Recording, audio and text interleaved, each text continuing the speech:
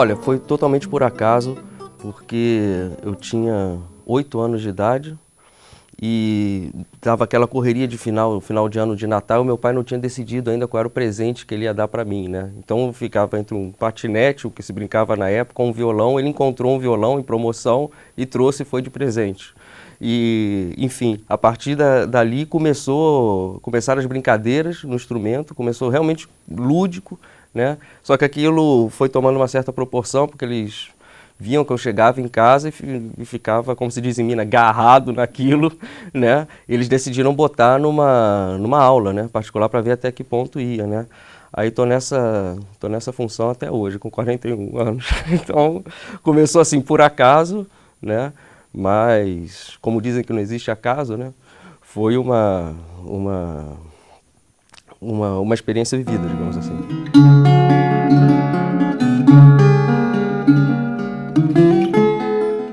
O violão, assim como o violoncelo, são instrumentos que eles vibram tem a frequência deles, vibram na sua caixa torácica, vibram com a sua respiração e tudo.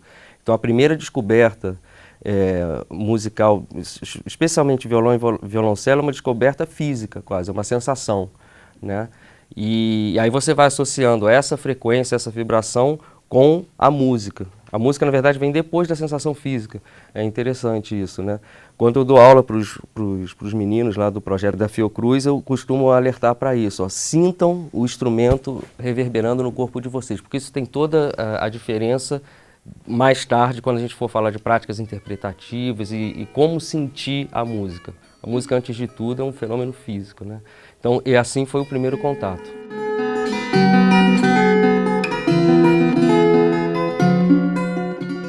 Olha, eu tive a sorte de ter uma família onde se escutava muita música clássica, mas muita música popular também. Muita música, eu costumo dizer, música elaborada, né? Porque, com toda a pureza da alma, eu não acredito em diferença erudita e popular. Eu acho que existe música bem escrita e música mal escrita, música elaborada ou pouco elaborada, né? Então, eu escutava desde muito cedo, para dar algumas referências de violonistas, né? Baden-Powell, claro, Toquinho. Quem tem 40 anos sabe o impacto que foi ver o Toquinho tocando Aquarela pela primeira vez. Assim, foi uma música que meio que, e depois Caderno, um outro tema dele, que meio que embalou a nossa infância, assim, e era um músico, violonista, que cantava, etc., uma letra mais para criança, mas sempre com um violão, instrumentista. Então, aquilo já, tem alguma coisa de interessante aí, né? Mas em casa tinha referências clássicas também do instrumento, como Narciso Yepes, né? O Concerto de Aranjuez, sobretudo músicas espanholas, clássicas espanholas, que tem o violão como protagonista, né? Como instrumento de concerto, né? E aí depois, crescendo, aí começou, né? Vem a época do rock, invariavelmente. Aí eu decidi que não, esse negócio de violão é muito careta, negócio de guitarra elétrica e tal, ficar lá. Aí eu resolvi pichar meu quarto, aquelas coisas todas. Eu tinha um aquário que tinha um peixe que se suicidava, assim, né? Ele pulava de tanto rock and roll que eu escutava. Eu pegava volta, então eu não deixava ele nem morrer em paz, pra você ter uma ideia. Eu ficava lá escutando Iron Maiden compulsivamente, né? Mas, de uma certa forma, isso foi muito bom. Primeiro que o rock, quando você tem 13 anos, 14 anos, é tudo. É liberação, é meio que canalizar aquela força que você tem de rebeldia, que você não sabe muito bem o que é, né? E hormônio pra caramba, né? Por tudo que é lado, enfim. E aí, mas tem um lado, sobretudo do heavy metal, assim, muito bacana, que é o lado virtuosístico. Quer dizer, toda banda de heavy metal, pelo menos naquela época, tinha o guitarrista, assim. Então eu era fanático por um cara chamado David Murray, que era o guitarrista do Iron Maiden. E minhas primeiras crises existenciais eram assim: eu nunca vou tocar tão rápido que nesse cara, eu nunca vou tocar tão rápido que nesse cara, não sei o quê. E ficava lá fazendo... Então teve essa fase do rock. Depois veio o jazz, e aí, como o jazz é uma linguagem, é quase uma metalinguagem, né?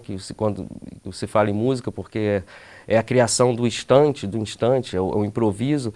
Aí comecei a ligar tudo. Falar, tá, então isso é possível. Então não existe mais fronteira entre clássico, entre popular, entre rock. Na verdade, a música é uma expressão e através dessa expressão a gente conversa. Né? Como a gente está conversando aqui em português, a gente pode conversar em música, pode conversar, a galera do teatro, em cena, atuando. Né? Então, arte como uma forma de expressão. Aí a gente deixa de olhar só para a música e pensa em arte. Né?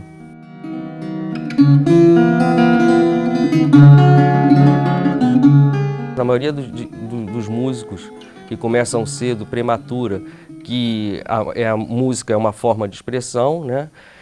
Essa foi positivamente. E negativamente eu diria que é, primeiro, a autocrítica, né? Que você sempre tem que melhorar, etc. Ser muito presente a todo mundo que leva alguma atividade a sério, né?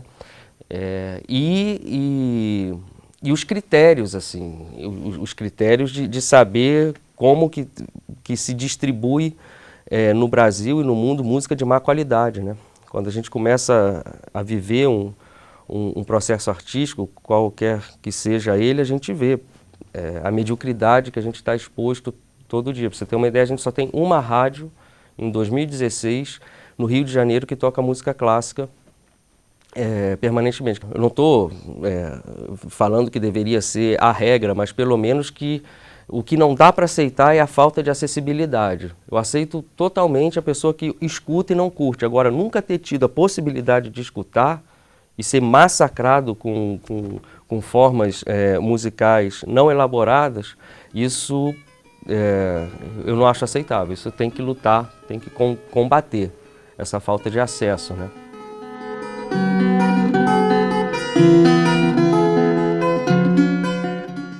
A formação começou com... Eu tive muita sorte com um professor particular muito eclético e no caminho dele, ele foi um dos formadores de um dos grupos que assim, restabeleceu o choro, o chorinho, né? Mais comumente chamado como expressão artística na década de 80, que é o Luiz Flávio Alcofra, e o grupo que eu me refiro é o Água de Moringa, né? Que teve uma visão um pouco mais camerística do choro, assim, muito, muito interessante. Então eu fiquei com ele durante meus 10 primeiros anos de educação musical, né? Então desses... Não, 10 não, menos. 8 anos, enfim.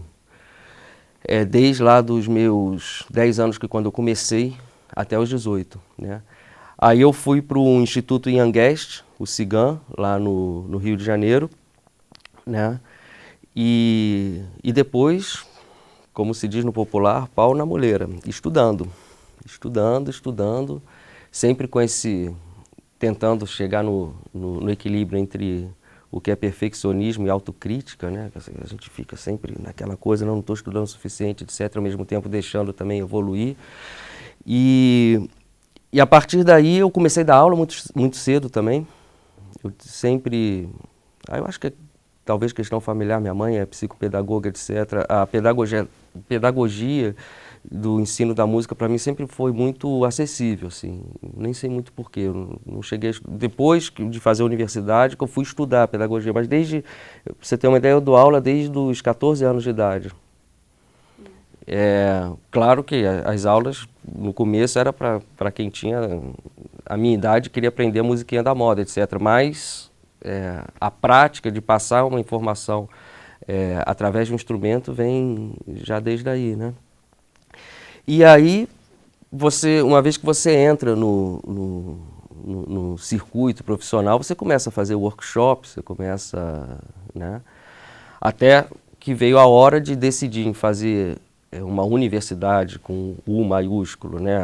A academia, o ensino formal, assim, da música, 5 anos, etc., em música ou então numa outra área do conhecimento.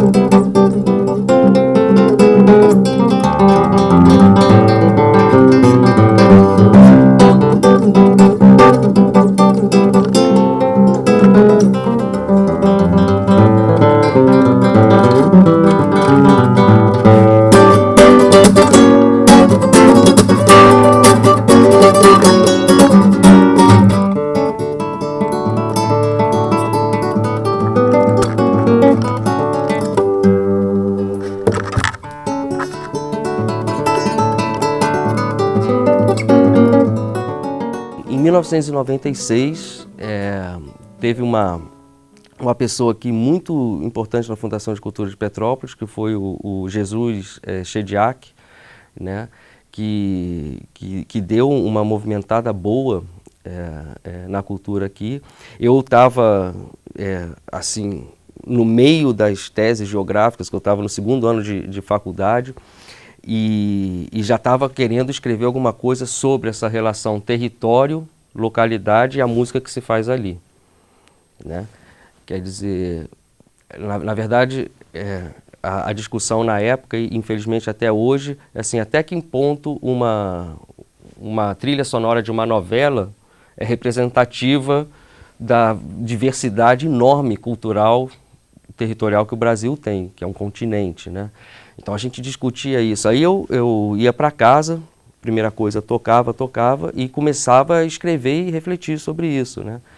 Tive a oportunidade de conhecer o Jesus Chediak e trocando bola assim, com ele, uma pessoa com uma cultura incrível e tal. Ele falou, você devia, eu estou começando um projeto aqui na Fundação de Cultura de aulas para as escolas municipais aqui de música, e no currículo não tem nada falando sobre a história da música brasileira, primeiro, né? E muito menos essa relação história da música / produção local, quer dizer, território, a geografia do Brasil, né? E por que você não me elabora uma ementa e a gente vê isso? E foi realmente, eu trabalhei pra caramba e tudo, porque quando a gente está na universidade, o público-alvo aí sabe, a gente tem um monte de ideias, né? E muitas delas conflituosas, né? Umas negam as outras. Aí eu ralei, fiz, e foi fantástico. Foi a primeira vez que eu pude testar, né, assim, na prática. Primeiro, se ia ter uma resposta de um público, primeiro, muito jovem. Segundo, não necessariamente um público favorecido em termos de acesso a várias informações culturais. É um público destituído nesse sentido, né, que escuta o mainstream mesmo, escuta a trilha sonora da novela e basta. Né? Então tinha algumas fronteiras para transpassar e eu tive uma resposta positiva. Então aquilo, pensando agora, que eu tinha até esquecido que foi em 96, inconscientemente naquela época me reforçou a ideia, seguramente para anos mais tarde, na Bélgica, outro país, reescrever isso, aí já com mais bagagem, tanto acadêmica quanto musical, e propor isso num outro país e ter funcionado num outro país, né? Então muito, muito, muito bacana essa oportunidade.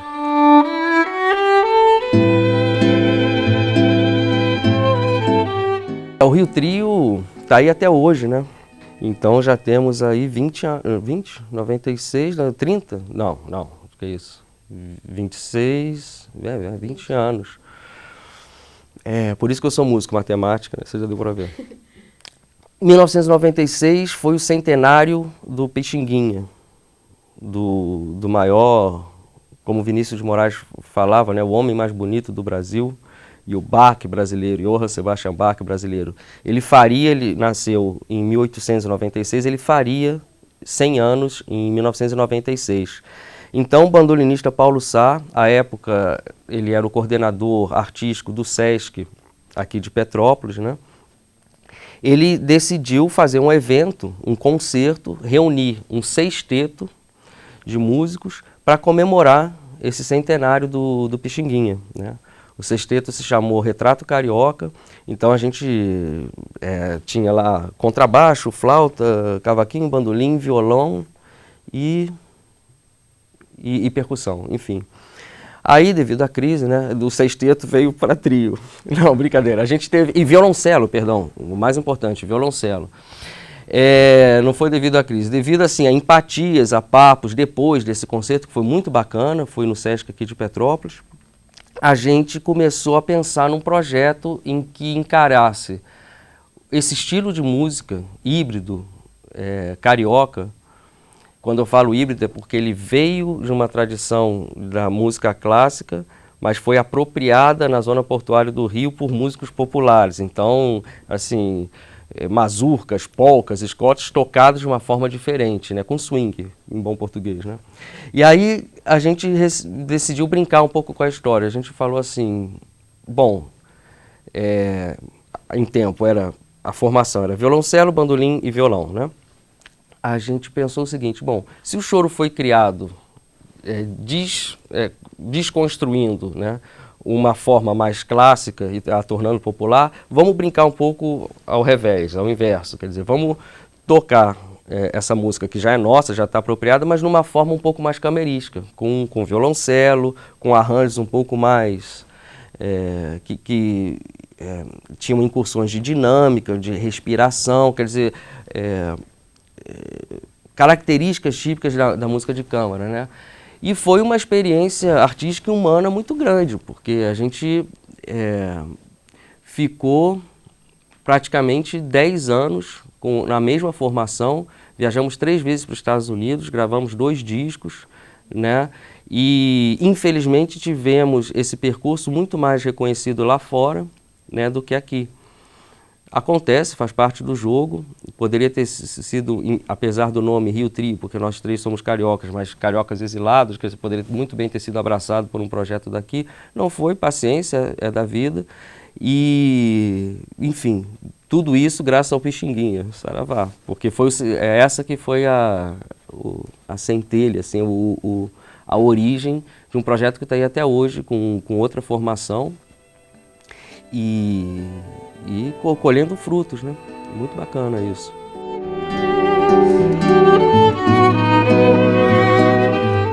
Está intrinsecamente ligado com a história do Rio Trio, porque se fez uma amizade bem duradoura com o Paulo Sá, que era professor na Vila Lobos, e viabilizou essa experiência, e eu acabei dando lá um curso pioneiro que era laboratório de cordas dedilhadas, elaborei esse curso junto, enfim, que era um pouco um ateliê criativo sobre tudo que é instrumento dedilhado. Então valia bandolim, cavaquinho, violão, enfim.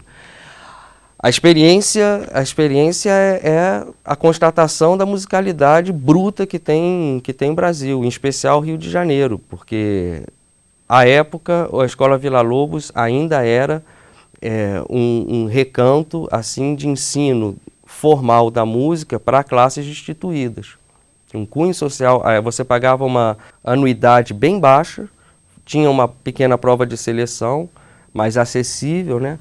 Então chegavam pessoas muito humildes, agora com uma musicalidade, sabe, com uma musicalidade de envergonhar quem era intitulado, não quem se intitulava, mas quem era intitulado professor. Porque, sabe, tiveram, e não sou eu que estou falando, colegas, assim, muito tarimbados, chegavam assim para os alunos, cara, eu não tenho nada que te ensinar. O cara tocando cavaquinho à vera, assim, chegava, sabe, não sabia ler uma nota, e daí? Né? Então, talvez a maior experiência que eu levo é reverência e humildade de todos esses 3 anos que eu passei lá. Reverência à musicalidade popular e humildade de saber que o ensino formal é só um instrumento, não é o fim.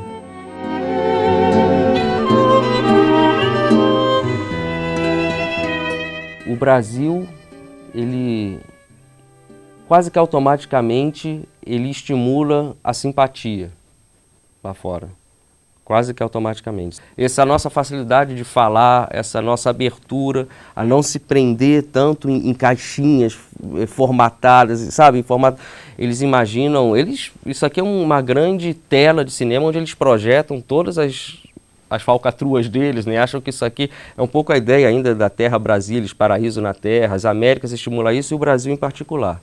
Então tem esse primeiro momento, mas isso é uma linha muito tênue entre o encantamento e o estigma, né? Porque disso para virar mulata, obas e olás, abacaxis na cabeça e balangandãs não tem muita diferença, né? Aí você tem que mostrar que é bom.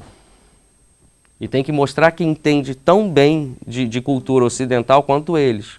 Senão, opa, aí você vai tocar Garota de Ipanema a vida toda e não é respeitado enquanto artista, né?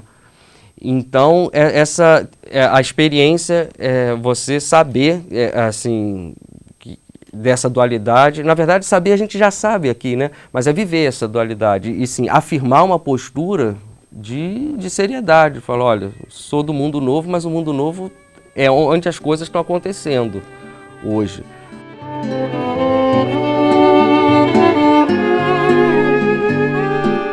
Isso foi 2006. Eu já estava morando em Bruxelas, tinha ido lá, já tinha gravado um disco com Si c'est chanter, c'est pas perdu. Era um teatro, um musical sobre canções de protesto latino-americanas, todo em francês, e que eles me contrataram e através de reconhecimento mesmo do trabalho, me proporam fazer um disco com as minhas composições. Foi o primeiro disco, Bienvenue, em 2006, numa gravadora, o que não é fácil, uma gravadora...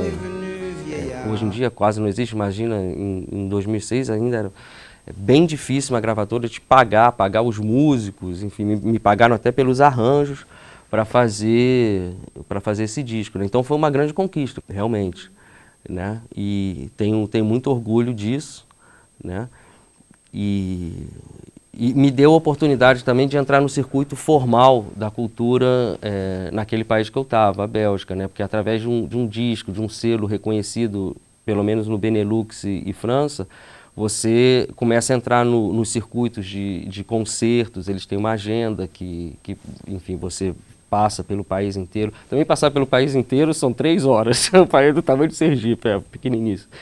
Mas foi um privilégio, sem dúvida, e uma oportunidade de me estabelecer lá.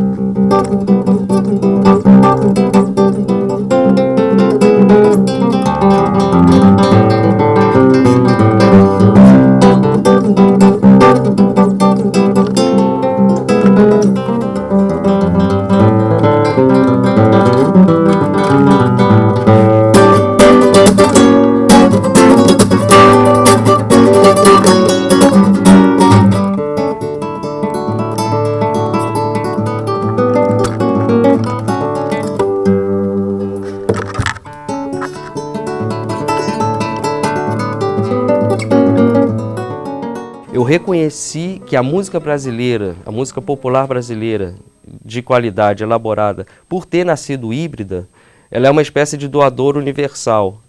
Assim, eu toquei, claro que eu escutava, quando eu fui no Cabo Verde, as coladeiras que eles chamam, quando eu fui no leste europeu, escutava aquelas loucuras que eles fazem com o acordeão, etc. Agora, eu sempre fui para tocar a música brasileira de qualidade. E eles, depois, entre músicas, etc., então tocava com músicos locais, eles sempre se identificavam em algum trecho, seja na abordagem melódica, seja harmônica, né, rítmica. Bom, a África, eu tive a oportunidade de tocar no Cabo Verde e o Magrebe quase inteiro, Argélia, Egito e Marrocos. Eu toquei no festival de Larrache, lá no Marrocos, e foi incrível. O aspecto que mais assim, pegou foi o ritmo. Fazia essas brincadeiras onomatopeias assim com a voz, eles já começavam a sentir. E eu não estava tocando música marroquina, eu estava tocando nosso samba aqui, e eles já na hora. Então, em vez de pegar um pouquinho deles, eu percebi, na verdade, eu reforcei a nossa identidade, né? Híbrida, então universal, né? Isso foi super bacana.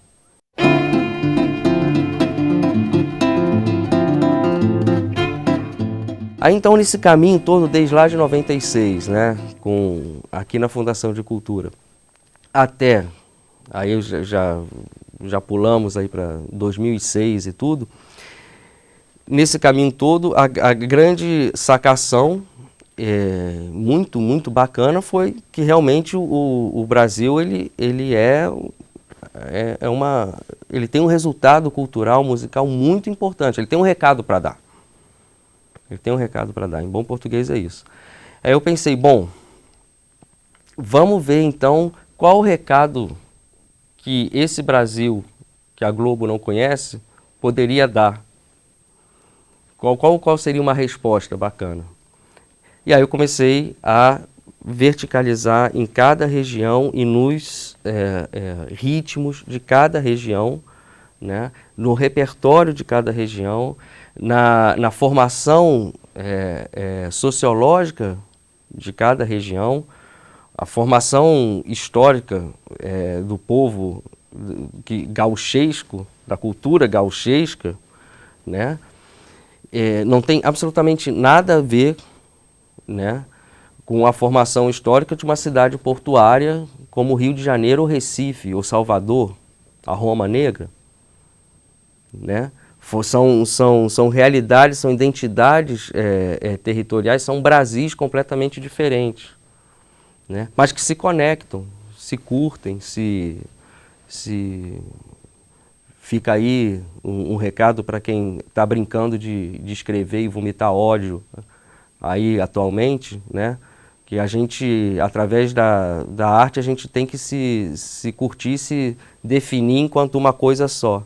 E não ficar brincando de feiticeiro, porque isso é perigoso. Então, foi a partir disso, quer dizer, eu falei, vamos ver então o que esse Brasil pode contar para o outro. E acredito nisso com todo o meu coração. Está longe de ser um projeto, aliás, nem quero que seja acabado, ele está em permanente construção, sabe, não é... Talvez o nome projeto seja... Porque as pessoas têm ideia que projeto tem começo, meio e fim, né? Não, para mim é um projeto que é igual a processo. E esse processo, ele é historicamente construído. Eu estou construindo ele aqui hoje com vocês.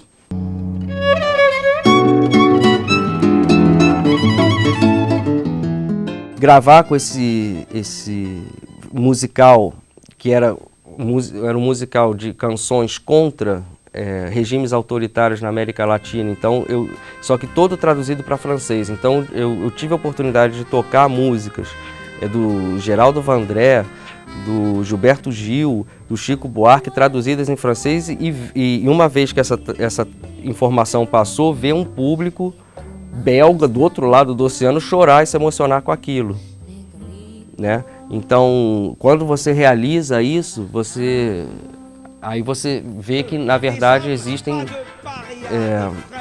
mensagens universais, como, por exemplo, a luta contra a injustiça, né? E como que esses caras, José Afonso em Portugal, meu Deus do céu, Galiano, Pablo Neruda, como essa mensagem toca as pessoas. Então, isso foi um momento assim que, às vezes, com todo mundo cantando, apesar de você em francês, eu lá no palco participando disso, eu me beliscava e falava, pô, não é possível. Depois chorava a cântaros, assim, trazia baldes e 3 litros, porque é muito forte, né? É muito forte, é uma música que você canta, que é totalmente negligenciada aqui, que é totalmente, enfim...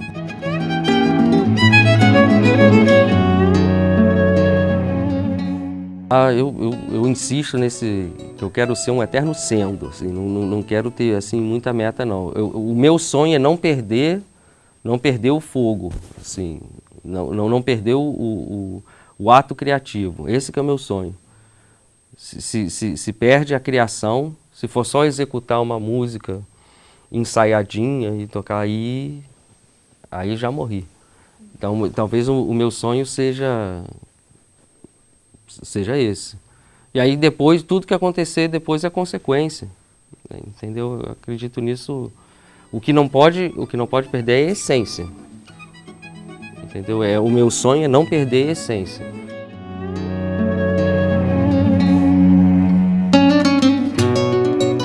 Criamos o projeto Concertos na Fiocruz, que é todo último sábado do mês a gente traz com recursos próprios para a cidade de Petrópolis, tá? Concertos de muita qualidade. De muita qualidade. A gente abriu com o quarteto Irapuru, todos professores da UFRJ, tá? Com um repertório belíssimo. Tá? Mês passado a gente trouxe 2 músicos búlgaros aqui, o Nikolai Sapuntiev e esqueci o nome da moça também, né? Difícil, búlgaro, eu só falo romeno, arcaico, tá? Búlgaro ainda não aprendi. São 2 instrumentistas assim, reconhecidos internacionalmente, né? Isso, humildemente, eu acho que é um trabalho que deve ser apropriado pela cidade de Petrópolis, porque a gente está democratizando o acesso. O custo é 0. Isso é o governo brasileiro, o governo federal que está proporcionando isso à cidade de Petrópolis, gratuito.